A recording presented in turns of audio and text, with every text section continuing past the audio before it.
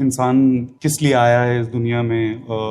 मैं शुरू से ये मानता था, हम सब आपस में भाई ये सब मानते थे कि एक दूसरे की मदद करने के लिए आया है। जीवन ये है, इस दुनिया में सबको सत्य सुनने का जितना इच्छा है, लेकिन जब सत्य बोलो तो रिश्ते दूर होते रहते हैं, प्यार दूर हो जाता है। लेकिन सत्य की चाह उतनी है, लेकिन सत्य बोलते ही सब हट जाता है। ऐसा जैसे किसी ने श्राप दे दिया और खत्म हो जाता है इंसान। वो ना कर्म कर पाता है, ना अपना काम कर पाता है। थोड़ा सा अगर वो मजबूत हृदय रहे तो सत्य भगवान है, उसका साथ वो केवल भगवान देते हैं। संसार असत्य में लगा हुआ है, इसलिए यदि सत्य में चलोगे तो तुम्हारा पक्ष कोई लेने वाला नहीं मिलेगा, लेकिन वो पक्ष लेगा जिसके पक्ष लेने मात्र से सब पक्षपाती बन जाएंगे। जा पर कृपा राम की हुई, ता पर कृपा करे सब कोई। हाँ, थोड़ा सा व्यवहार में आपको कटुता मिलेगी, सत्य बोलना, सत्य चलना, लेकिन वो परमात्मा जब प्रसन्न हो जाएगा तो सब आपको नमन करेंगे, क्योंकि सत्य को कहीं न कहीं आदर दिया जा रहा। नहीं, यहाँ लोग क्यों आते हैं? एक विचार करो, सत्य के लिए ही तो आते हैं ना। संत महात्मा जो भी